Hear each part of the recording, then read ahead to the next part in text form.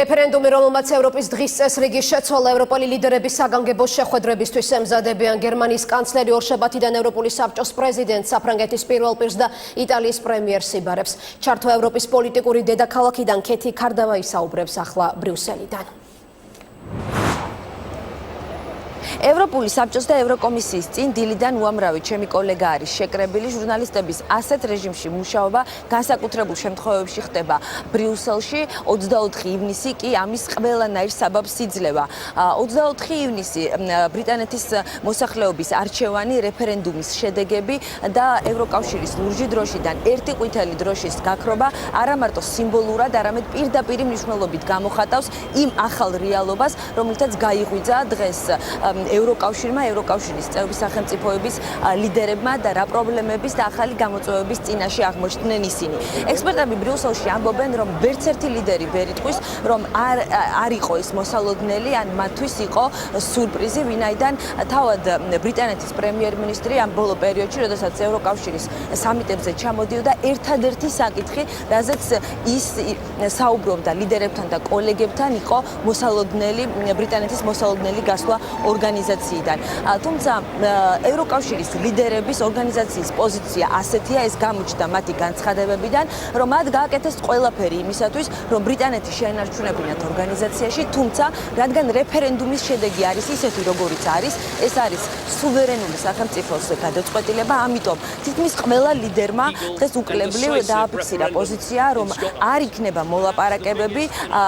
იქნება მოლაპარაკებები არც ბრიტანეთის განსაკუთრებულ სტატუსზე და დაიწყება უკვე პროცედურები იმისათვის, რომ ორგანიზაციიდან გავიდეს ბრიტანეთი. მიუხედავად იმისა, რომ ლიდერებმა დღეს ყველამ აღნიშნეს, რომ 27 წევრისგან შედგება უკვე ორგანიზაცია, ოფიციალურად, ასე ვთქვათ, ფურცელზე ბრიტანეთი ისევ რჩება ორგანიზაციის წევრად, რაც ნიშნავს, რომ წევრობის პრივილეგიებით ისარგებლებს, ასევე მოქმედებს კანონები და წესები ევროკავშირის და ევროკავშირის სამიტებზეც და შეხვედრებზეც ბრიტანეთის პრემიერმა და მთავრობის წარმომადგენლებმაც უნდა მიიღონ მონაწილეობა, თუმცა აქ მაგალითად ექსპერტები ამბობენ იმას, რომ ბრიტანეთის წარმომადგენლის მოსაზრებებს ალბათ ნაკლებად სავარაუდოა, რომ ანგარიში გაუწიონ კოლეგებმა დღევანდელი რეფერენდუმის შედეგიდან გამომდინარე.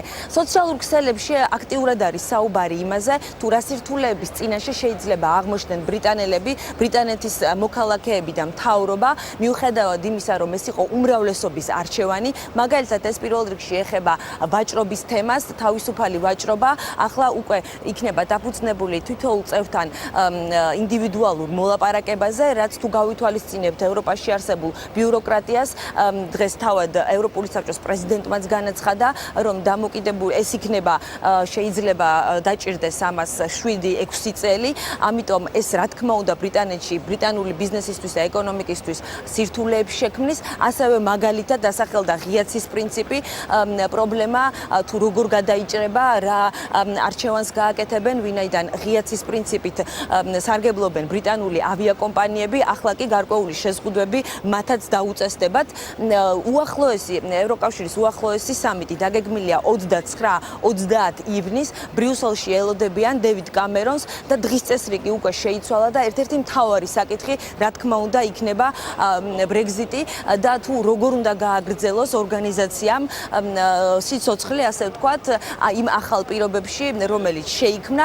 დღეს ლიდერები აღნიშნავდნენ, რომ ეს ორგანიზაცია ეფუძნებოდა მშვიდობის იდეას და გააგრძელებს ორგანიზაცია ასევე მუშაობას ამავე იდეით, რაც შეეხება პარტნიორებთან ურთიერთობას, ექსპერტები ამბობენ, რომ ამ კუთხით რყევები არ იქნება, ვინაიდან ეს არ იყო მხოლოდ ერთ წევრზე ბრიტანეთზე დაფუძნებული და ის თუ რა დამოკიდებულება აქვს პარტნიორებთან ევროკავშირს, ამაზე არ იქნება ასახული რეფერენდუმის შედეგები. ახლა ყველა ელოდება შემდეგ ნაბიჯს, თუ რა გადაწყვეტილებას მიიღებენ თავად ევროკავშირის ლიდერები, ანუ დააჩქარებენ თუ არა მაგალითად პროცედურებს და ის თუ რა სიტყვის მომავალ კვირას დევიდ კამერონი, როდესაც ის ეწევა ბრიუსელს პირველად რეფერენდუმის შემდეგ. ეს იყო ქეთი ქარდავა და ჩართვა ბრიუსელიდან.